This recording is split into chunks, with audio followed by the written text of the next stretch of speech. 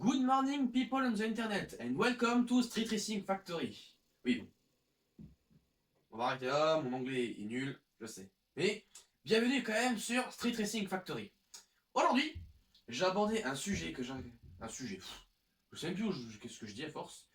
Je vais pas aborder un sujet, enfin si c'est un sujet, mais... Je vais aborder une marque que j'apprécie particulièrement, Amuse. Vous allez voir, c'est sacrément intéressant. Alors...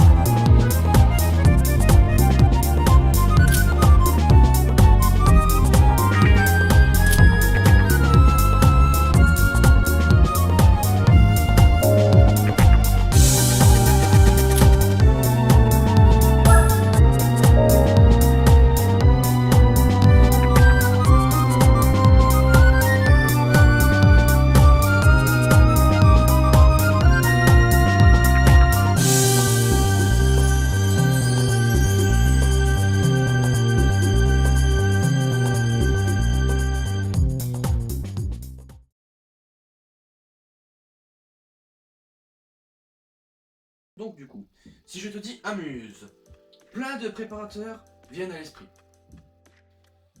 Bah, y en a pas beaucoup.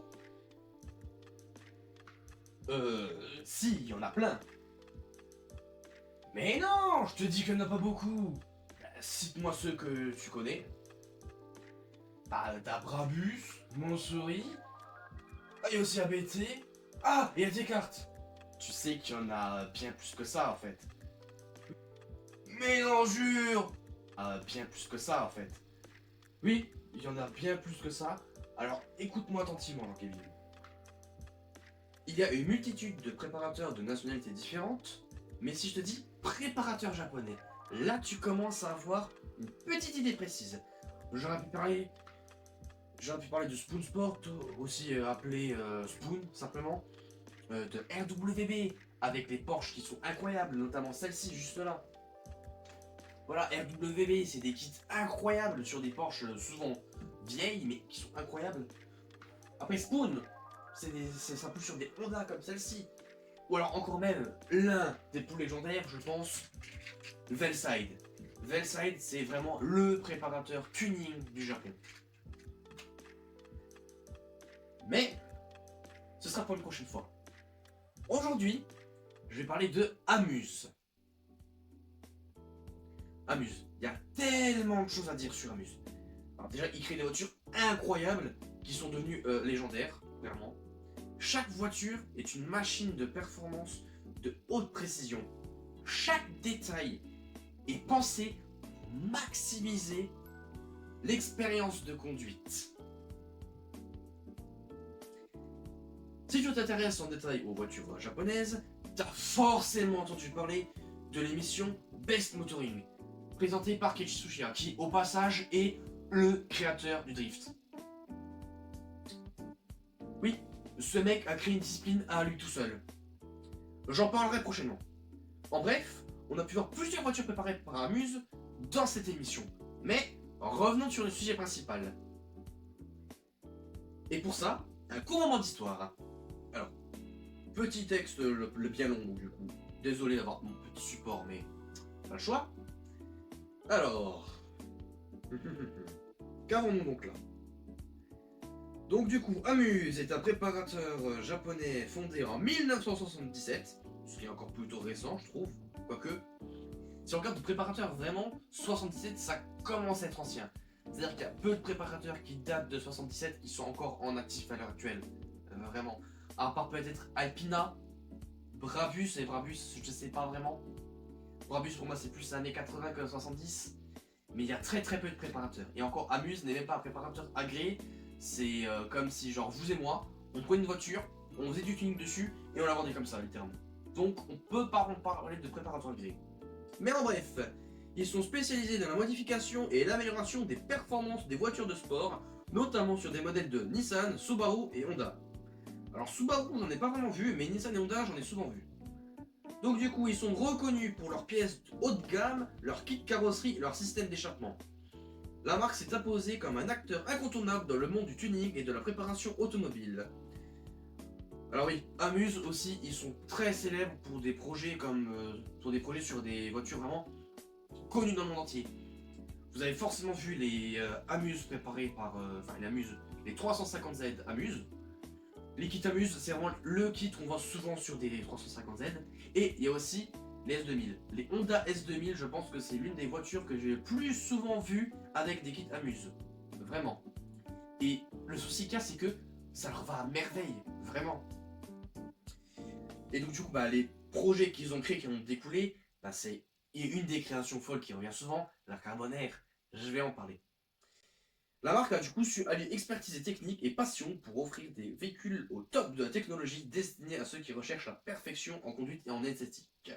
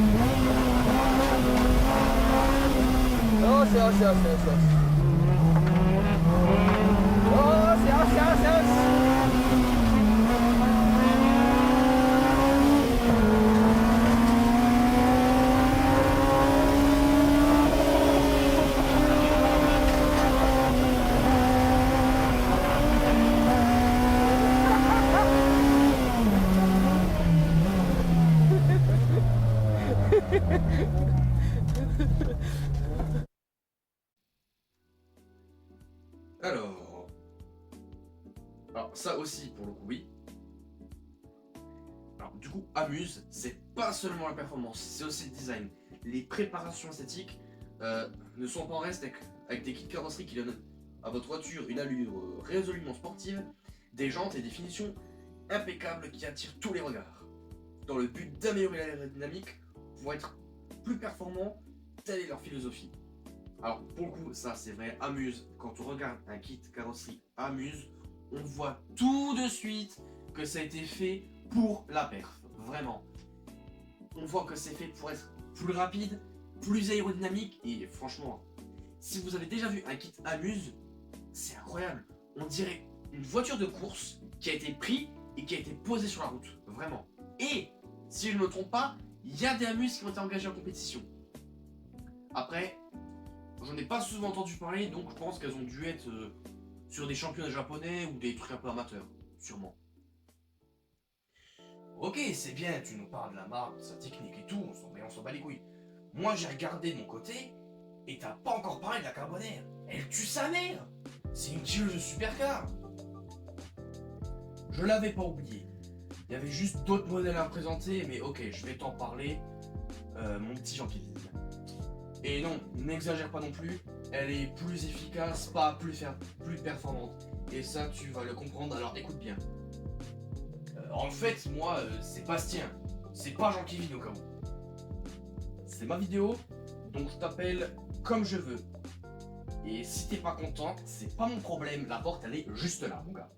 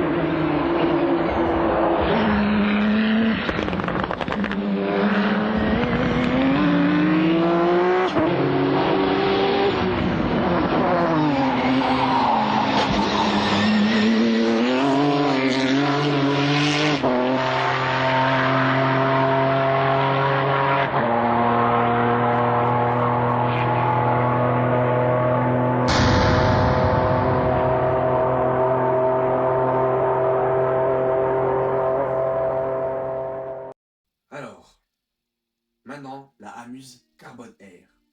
La Amuse Carbon Air a été produite sur base de Nissan Skyline R34 GTR. Alors souvent, il y a des projets qui sont faits sur GTT et pas sur GTR. Là, on est bien sur une GTR.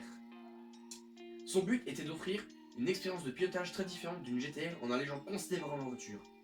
Alors extérieurement, et ça se voit vraiment, la voiture elle conserve que le toit, les montants et le pare-brise de la version standard. Elle était allergie, bien sûr. Elle était attendez. Élargie, pardon, waouh. Bon, on recommence. La voiture a été élargie de 5 cm et réalisée en carbone apparent. Je sais pas si on se rend compte de la dinguerie que c'est. En carbone apparent. On voit à peine des voitures sortir comme ça en carbone apparent. À l'heure actuelle, vraiment, à l'heure actuelle, si on regarde, quelle voiture est sortie en carbone apparent? À part la Lamborghini Sesto Elemento ou alors des Koenigsegg. On voit rarement des voitures en carbone apparent. Bah là, pour le coup, si on regarde la Carbon Air, c'est du carbone apparent. Et on parle de ça dans les années quoi, 90-2000. Donc pour le coup, à l'époque, c'était vraiment quelque chose de jamais vu. C'était un ovni, la voiture, vraiment. Alors, on a quoi d'autre? Alors bien sûr, elle conserve le légendaire R26 de TT. Franchement, si vous connaissez les voitures, il n'y a même pas besoin de présenter ce moteur. Il est légendaire, même titre que le 2JZ. Vraiment. Donc c'est une bonne chose qu'ils aient gardé ce légendaire moteur. Alors par contre, ce qui est vraiment fou, c'est qu'il a été monté à 520 chevaux. Alors, ok, de base, le moteur fait 300. Enfin, sur le papier, il fait 280. En théorie, on est sur du 300, 320, voire du 330 chevaux, 330 chevaux, quoi. Donc c'est quand même quelque chose d'énorme. Là, ils ont quand même rajouté 200 chevaux en plus. Par contre, le seul point qui me dérange là-dessus, c'est qu'elle passe de 4 roues motrices à 2 roues motrices. Bon, c'est pour gagner du poids, mais je me dis dans ce cas-là, ça aurait été mieux de partir sur une base de GTT et de clairement foutre un B26 dedans, quoi. Après bon, est-ce qu'on peut critiquer les gens comme ça? Voilà, je pense pas. Donc du coup, son poids est quand même passé à 1123 kg, ce qui est vraiment super léger. Ils en ont aussi profité pour améliorer considérablement l'aéro. Vraiment, ça c'est un missile sur roue. C'est comme ça que du coup la Carbon Air est vraiment sur une idée de malade. J'aurais aimé te parler de la Nismo 380 RS ou même de la S2000 R1, mais la vidéo risque de faire 3 heures, donc les prochains sujets de vidéo porteront sûrement sur une d'entre elles. Voilà. Je vous dis ça comme ça. Alors, J'ai découvert Amuse grâce à un jeu que vous connaissez forcément, Gran Turismo. Ouais, mais j'aime pas Gran Turismo, ils ont pas de 7R ni de Golfer. Y'a que la GTI, donc c'est nul quoi. Tu vas vite comprendre qu'il y a mieux que ces voitures, Jean-Kévin. Ta vision des choses va vite changer quand tu vas découvrir vraiment l'automobile. Ah! J'aimerais bien voir ça. Y a rien de mieux qu'un resto qu'un 7R. Ça, tu verras bien, tu verras bien. J'ai découvert Amuse grâce à un jeu que vous connaissez forcément, Gran Turismo. Ils ont pu être mis en lumière grâce à Gran Turismo, avec qui ils ont fait plusieurs collabs. Donc dans le jeu, bah, de ce que je me rappelle dans Gran Turismo 6 surtout, on a vraiment pas mal de voitures qui sont vraiment créées que pour Gran Turismo. On a la Nismo 380 RS, bien sûr, même si on trouve des kits Amuse sur 350Z, mais on a celle-ci et on a quelques S2000, bien entendu. Donc du coup, Gran Turismo propose d'ailleurs du coup plusieurs préparateurs comme Spoon, Ruamamiya qui est aussi légendaire, Ruamamiya, si vous connaissez pas, c'est un préparateur qui est spécialisé sur les RX-7, donc du coup c'est un vraiment spécialiste du moteur Wankel, voilà, ou du moteur rotatif, tout dépend comment vous l'appelez, mais ils sont spécialisés dans la RX-7 et on en retrouve quelques-unes dans Initial D. Après bien sûr il y a aussi HKS très connu aussi. HKS on le voit de plus en plus, enfin, on le voit encore sacrément présent dans la scène automobile. Alors souvent comme sponsor, ils sortent de temps en temps quelques voitures, mais voilà, ils se sont surtout fait connaître sur des trucs comme sur des GTA, notamment, et quelques Civic. C'est ce qui le rend aussi du coup intéressant Gran Turismo, c'est qu'on peut découvrir des pépites vraiment méconnues. Grâce à Gran Turismo, j'ai pu découvrir des voitures dont je ne connaissais pas du tout l'existence. Vraiment, si vous êtes intéressé dans l'automobile, jouez à Gran Turismo, renseignez-vous parce que vous pouvez avoir une ouverture d'esprit et vous pouvez comprendre des choses que si vous restez coincé dans votre bulle, vous n'écouterez jamais vraiment. Et Gran Turismo, c'est là qu'on voit que c'est un jeu incroyable.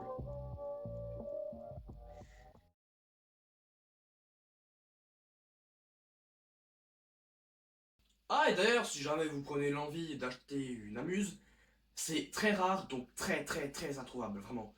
Ou alors faut dépenser une somme énorme. Après, j'ai une solution. Vous pouvez toujours compter sur l'argent que Pierre Chabrier doit à Sylvain Lévy. Vous savez, hein, ça peut toujours être utile, puisque de toute façon, il est sur son bureau, chèque de banque. N'hésitez pas à le contacter, hein. Peut-être qu'il pourra vous aider. Bon, eh bien, merci de m'avoir écouté pour cette première vidéo. Les liens de mes réseaux sociaux sont dans la bio, donc vous trouverez mon TikTok et mon Instagram.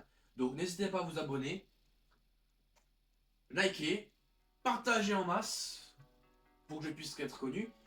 Et bah activez bien sûr la cloche de notification pour voir mes prochaines vidéos. Et ben je vous dis à plus.